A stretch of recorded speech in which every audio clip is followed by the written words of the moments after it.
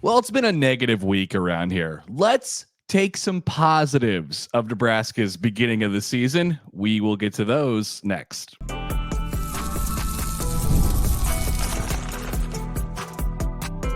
You are Locked On Nebraska, your daily Nebraska Cornhuskers podcast, part of the Locked On Podcast Network, your team every day. Good morning, and thanks for making Locked On Nebraska your first listen every day. We are free and available wherever you get your podcasts and on YouTube, part of the Locked On Podcast Network, your team every day. And today's episode is brought to you by FanDuel. Place your first $5 bet, and you'll get started with $200 in bonus bets guaranteed. Head to FanDuel.com to get started.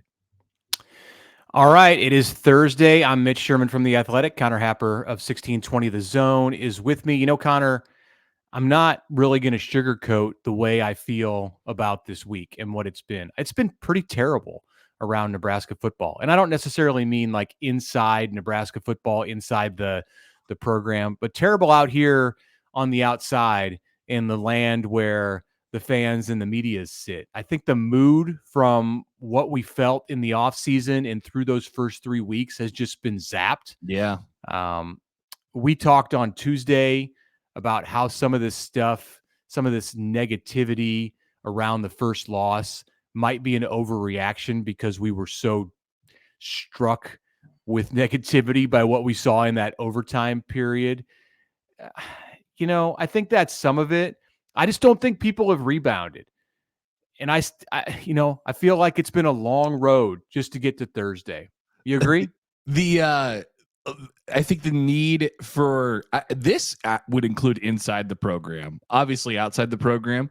But I think this includes inside the program too. I feel like the need to, to get a different taste in your mouth is very, very apparent right now. Like it's that one was a tough one to swallow. And I think, as we've talked about, Nebraska players have been sort of angered this week. They're like, let's do this thing. Let's get this over with and let's be better on Saturday. And I think I felt that this entire week, and it's rubbed off on everybody else. And certainly the start, you were 3-0 and then all of a sudden you kind of come crashing back down to earth. Not that everything is bad, as we'll get to in a second, but it's the mood certainly changed this week for sure. It's been deflating.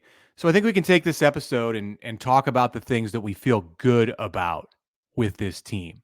It can be a good exercise, and I'll explain that as we get through it, but we'll take two entire segments here, first two segments of the show, and go to all kinds of positivity that we can find. So like, what in this moment, as it relates to this team, do you feel good about? It can be a position group, a coach, a player, something more abstract.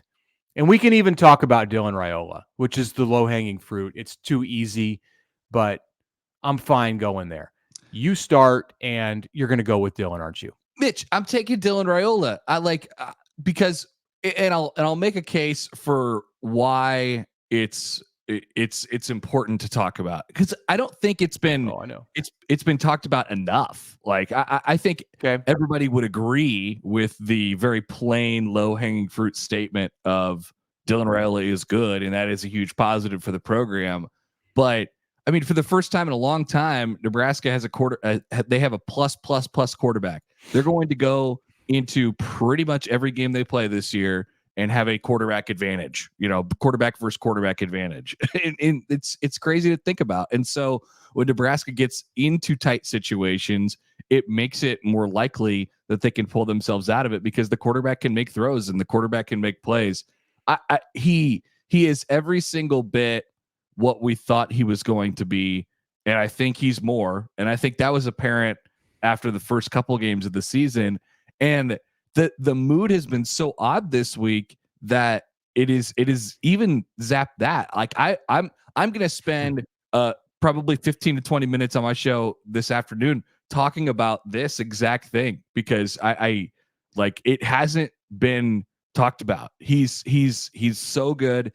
I don't know if people are just over saying, oh, wow, he's so good. And and obviously you need the other parts to be better, but what an incredible start. Oh no, we're not talking about that today. Yeah.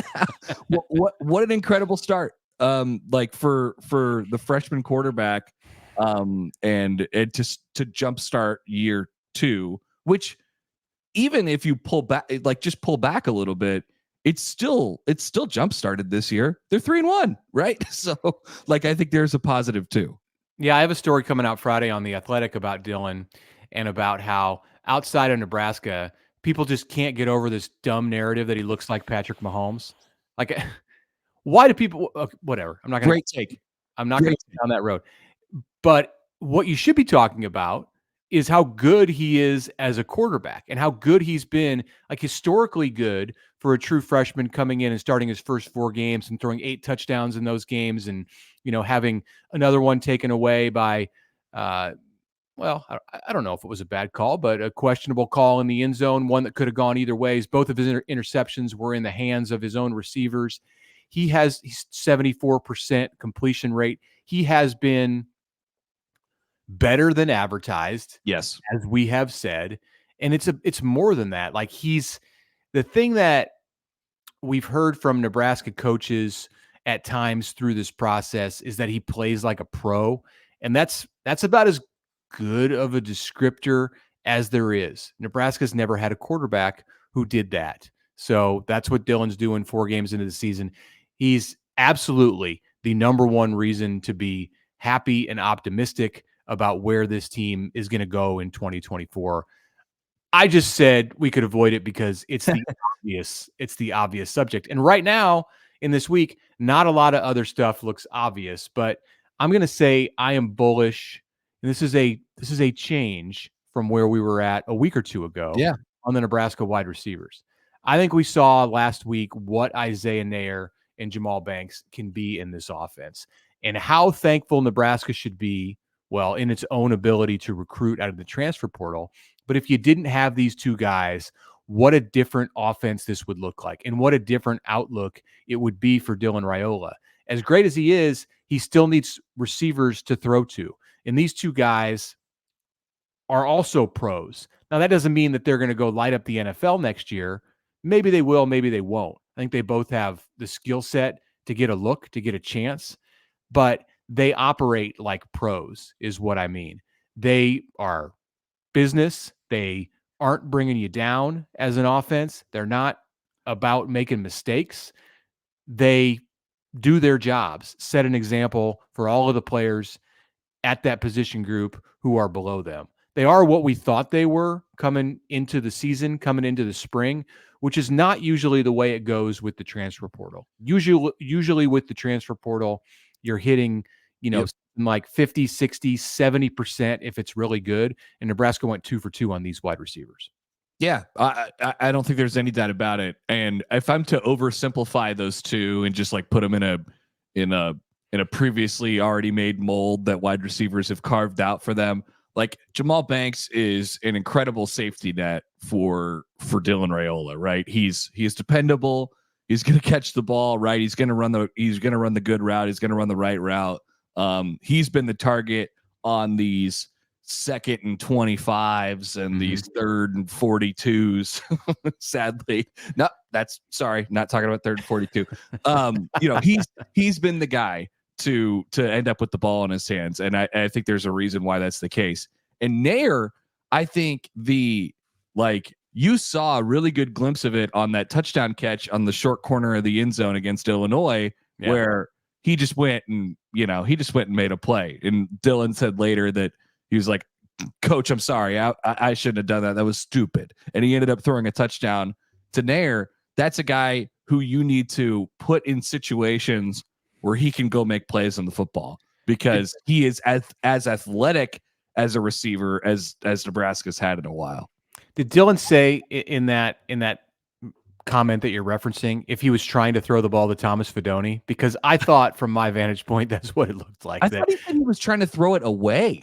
It could have been that too. There were 2 receivers over there, and I saw Fidone first, and then Neyor flashed in front of him and caught the touchdown. See, we're talking about the good things that happened in the Big Ten opener. Of which what a great catch. What a great catch by Isaiah Neyor to just go and make a play when you had to make a play, and he dragged the foot and he got it in.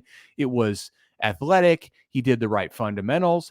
And hey, On the subject of the receivers, what about Ja'Cory Barney and how my God. great that guy has been? He went over the middle in his first Big Ten game, made a big catch, took a huge hit, jumped up, signaled first down, brought a lot of energy. He's going to be somebody that's just going to continue to get better. And Carter Nelson, like, we didn't see him a lot in that last game, but we did previously. And I think as Nebraska gets into October and November, he's going to become more of a factor too. So the receiver spot, and we were dogging on these guys a couple of weeks ago. And this is why I think this exercise is good, because it shows you just how quickly these things can change. Like, we're talking about the receivers right now as a reason to feel optimistic about Nebraska football moving into week 5. And just 2 weeks ago, we were like, okay, when are the receivers going to show up? Well, now they're here, and anything can flip like that. Like, the stuff that you might feel pessimistic about when it comes to this team, that could all flip in a week or two just because of the fickle nature of this. Yeah, and we'll come back and we have plenty more coming up. But like, I think the thing you notice when you have these conversations is individually there's a lot of bright spots. I mean, a lot of bright spots. It's just getting that all to kind of work together. So we'll take a time out. We appreciate you guys listening to the podcast, of course, every single day, subscribing on YouTube, liking on YouTube, commenting on YouTube. It all helps the show. We appreciate the pretty nice growth that we had since we've started this show. So a salute to you all. Keep doing that. We'll be back on the Locked On Nebraska podcast after this. All right, NFL fans, you can start the season with a big return on FanDuel, America's #1 sportsbook. Big return.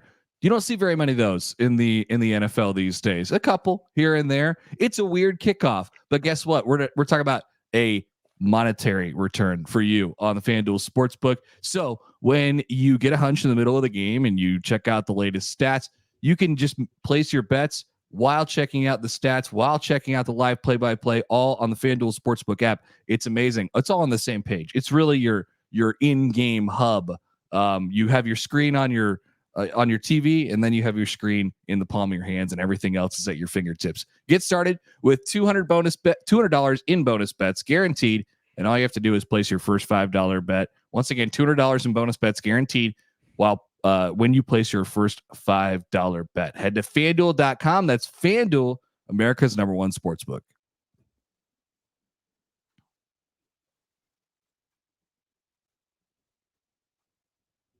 All right, Connor Happer, Mitch Sherman back with you on the Locked On Nebraska podcast, continuing our things that make us feel good about the rest of Nebraska. Therapy session. Yeah, it is a bit of a therapy session. All right, I'm on to the next one. I'm going to go defense. I know people are down on the defense right now, and I understand that. It doesn't have to all be bad, and I do think there is some pretty good bounce back potential with Nebraska is still like top 25-ish defense when you look at the metrics and even some of the big numbers. I'm going to point out an individual person on this defense.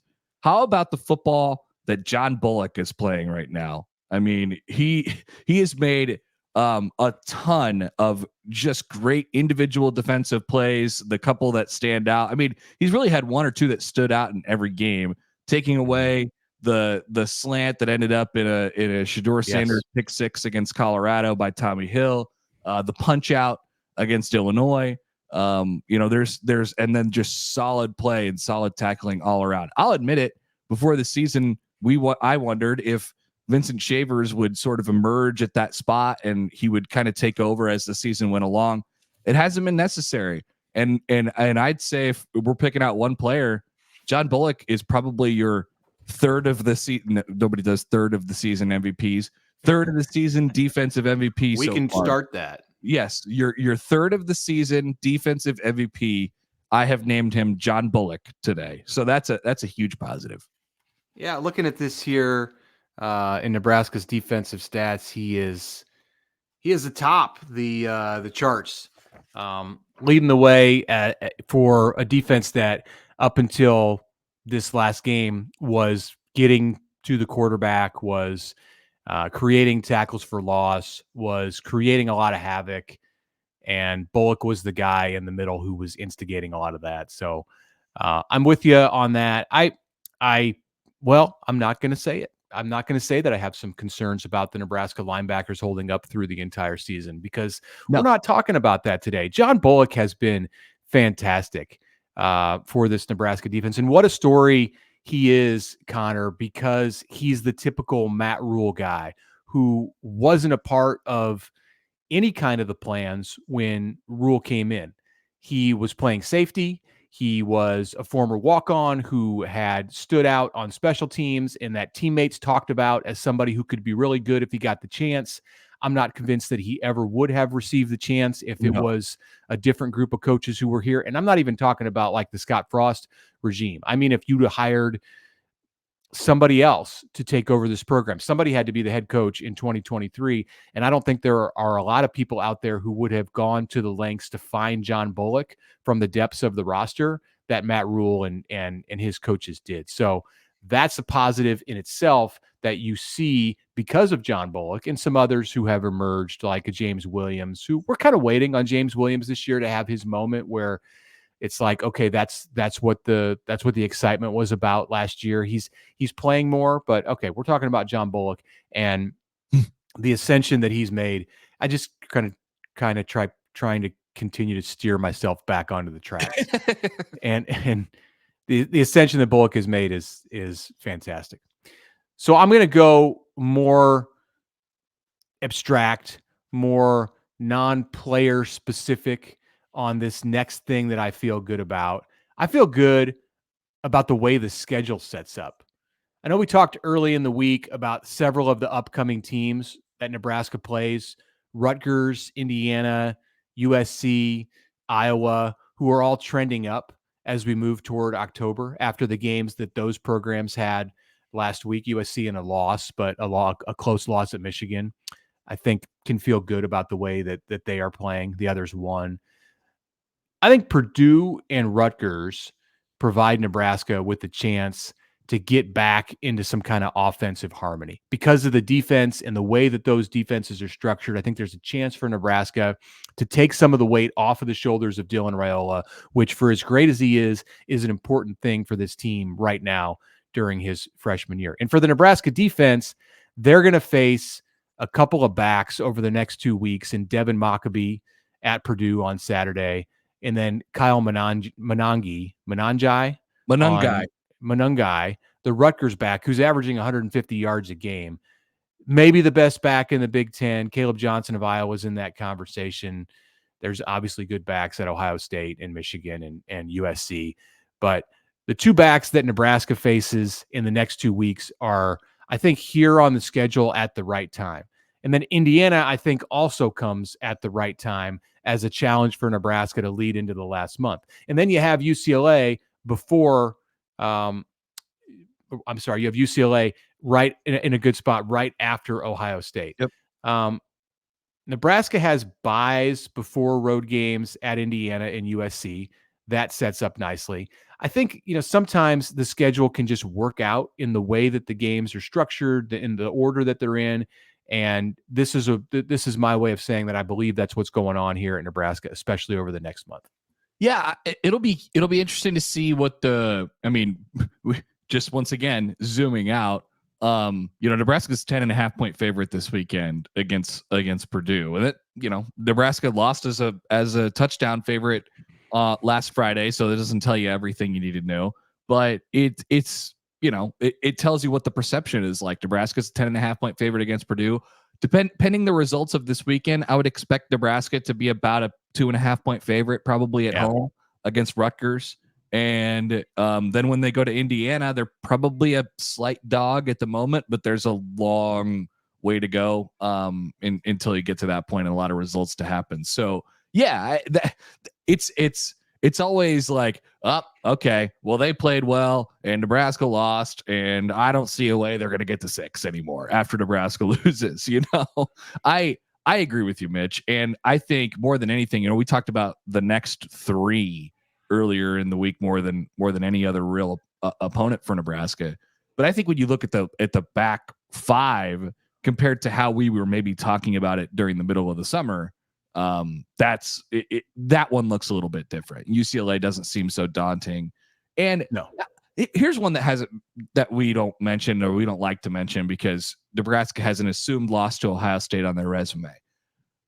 Nebraska, maybe starting now, is more equipped to not get absolutely destroyed by Ohio State. I know this is going to come back in my face if they lose, 52-10 or something like that. I know, but I think the days of 62-3 and 62-38 and whatever, I think those days are over. I think, Nebraska is generally competitive in games like this going forward because of their style of play, their roster depth, and, you still have to figure out the mental piece of things. I don't think they're going to beat Ohio State, but I do think they have a real chance to be in that game for a long time. And we have for years and years and years talked about that as just an auto loss.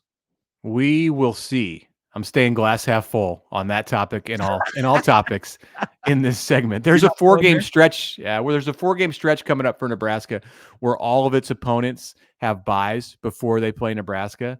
And that's Indiana, Ohio State, UCLA, and USC. That's not very positive.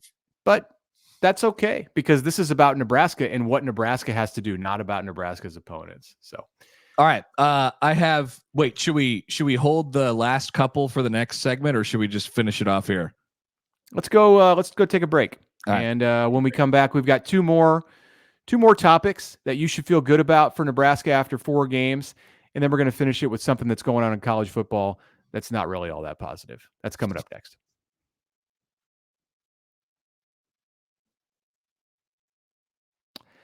All right, Mitch Sherman here. We are going to talk about a new sponsor of the Locked On Nebraska podcast. It is called Prize Picks. Prize Picks is America's #1 daily fantasy sports app with more than 5 million active members. Let me tell you, it is the easiest and most exciting way to play daily fantasy sports. All you do is pick more or less, that's higher or lower, on a 6-player stat projection, and then watch the winnings roll in. You set your lineup and you win. You can right now win up to 100 times your money on Prize Picks with as little as 4 correct selections. Prize Picks is the one and only real money daily fantasy platform with an injury insurance policy. So you stay in play. Your picks stay in play, even if one of your players gets injured. Here's how it works. Pick Tyreek Hill, say, for more than 90 receiving yards. Pick Dak Prescott for more than 263 pass yards. Or pick him to go under that, less than that. Try Josh Allen for less than 240 yards. You can pick CeeDee Lamb to go for more than 96. These are all examples. Set your lineup position by position. Sit back, watch the games, count your winnings. Download the Prize Pick app today. Use the code LOCKEDONCollege and get $50 instantly when you play $5. That's code LOCKEDONCollege on Prize Picks to get $50 instantly when you play $5. You don't even have to win to get that $50 bonus. It's guaranteed. Prize Picks, run your game.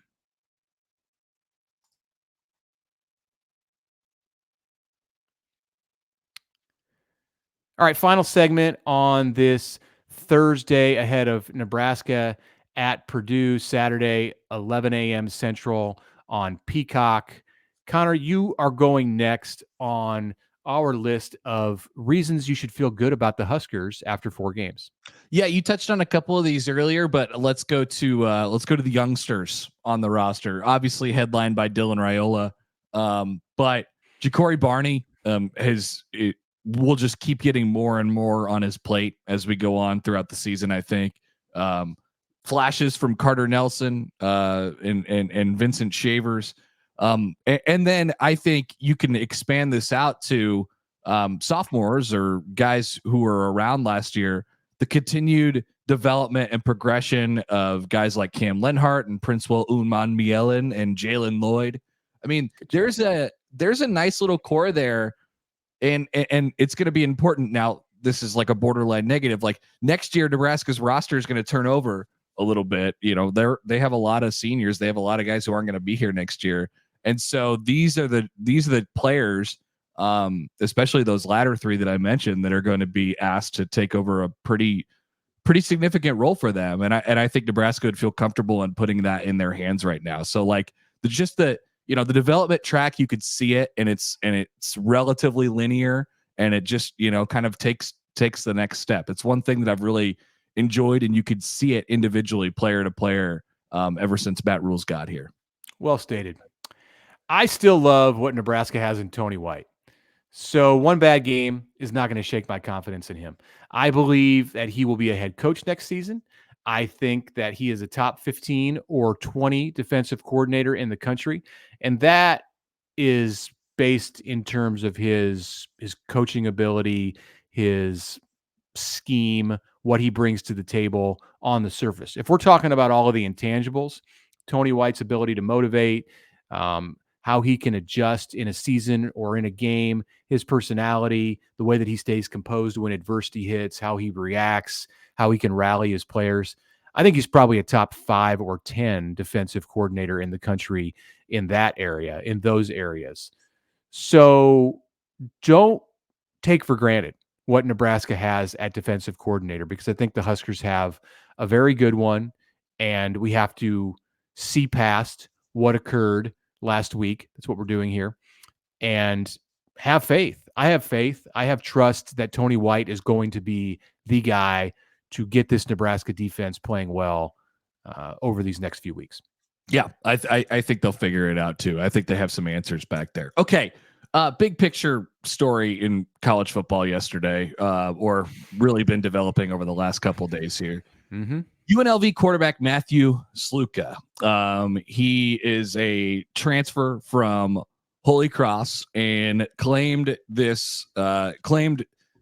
his agency or his agent has claimed that he was offered $100,000 by an assistant coach, and was under the expectation that he was going to get that money, and is now claiming, since he has not received that money or only a fraction of that money, he is going to take his red shirt after UNLV has played 4 games, and he will transfer and go somewhere else next year. He maintains his year of eligibility. And that is the basics of the story. There's more weird details that come out seemingly every hour on this. Also yesterday, let's just lump this in. 5-star transfer, Bear Alexander. He's a defensive tackle at USC, transferred from Georgia. He and his father are I was reading the story. They referred to him as the person that he's calling his father, basically his kind of representation or a father figure in his life, has said that they are going to take his red shirt and he is going to transfer because his role is not exactly what they envisioned. So here we are, Mitch. This is great. In the case of Sluka, if you're looking for an old quarterback with 3 years of starting experience who quit on his team, which was a CFP contender, by the way, less than 1 month into this season, then, hey, Matthew Sluka is your guy in the offseason after the 2024 year. If that's what you want, and I know there's a lot of teams that are going to be out there in the market for a quarterback, then go find him. He's available, and he can lead your Power 4 team into great things. He was completing like 43% of his passes for UNLV this season. So I don't know. It's a weird story for sure. And if you're not getting paid what you were promised, then you're free to do whatever you need to do. Very bizarre. In the NFL, we have preseason holdouts. In college football, you have postseason opt-outs. And now players who leave their team 3 or 4 games in because they're not happy, be it related to money or playing time or whatever it is. Actually, at UNLV, there was another player, a running back, who left or is sitting down for the rest of the year too. Not an NIL dispute, but just because he's unhappy with how he's being played and wants to preserve that redshirt year. So, this is just like the new normal in college football. If you're putting these two stories right up against each other, which one is more palatable for reasons to take red shirts and transfer? Is it Bear Alexander, who's just doing it for basically what amounts to the old school reason, which is playing time? Now he still plays, for the record, but his role and his level of stardom is not exactly what they imagined. Remember the play, if you watch the Michigan USC game on Saturday, the play where Michigan was in deep trouble at the end of that game and then busted off a 60-plus yard run to get down in scoring range to win that game. Bear Alexander was on the defensive line for USC and got moved about 6 yards into the backfield to make way for the running back to break the big run. I'm not saying it was all his fault, but he wasn't playing at the kind of 5-star level that USC hoped it would get when he came over from Georgia. So that doesn't answer your question about which one of these, I don't know, which one sits well with me. I understand what's going on with Matthew Sluka. Like, if you get promised $100,000 and you get paid $3,000, that's not good. You should be mad. Maybe you should leave. But I also think you should not take an assistant coach's word that they're going to pay you. The collective is going to pay you $100,000. Like, contracts are important get here. a contract there. Yeah. So, so as this relates to Nebraska's played 4 games. If there's anyone on Saturday who's played in every game and then doesn't play this week, and this could happen anywhere, like, hey, have your antenna up. We'll be asking questions about that after the game. Like, why didn't so-and-so play if there's not a reason given that is related to injury? And this is the reality of the sport today. Like, Nebraska, if it doesn't happen this year, is going to have players who want to sit down after 4 games because they're not sure about their place in the program. They're not sure about what kind of progress they're making, and they want to leave their options open to be able to use it as a redshirt, use that season as a redshirt, and then hit the portal in December. If you're a coach, what do you like? What can you just shake your head at all this? You're just like, yeah. I mean, there's nothing they could do. You have to be a new age coach. If you're old school on this, and you get summoned to a meeting from a player 4 weeks into the season, and he says, "Hey, coach, I'm not sure about my direction here. I'm not sure about where things are headed for me. So I'm just going to sit out the rest of the year, or I'm going to quit the team because I want a red shirt, and or something's not working right with my NIL deal." Like, this stuff would have caused the old school coaches in college football to just lose their minds, and it's why you see somebody like Nick Saban step away from the game when he did last year. I get it. He's in his 70s, but also part of it, that this is the changing aspects of the game. They're just difficult to deal with for somebody who's used to doing it their way.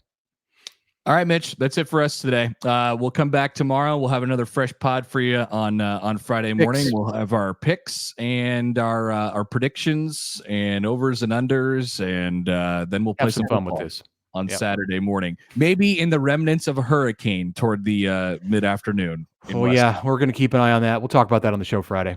All right, that's it for us today. Appreciate you guys listening. This is your first listen. As always, your second listen needs to be the Locked On College Football Podcast.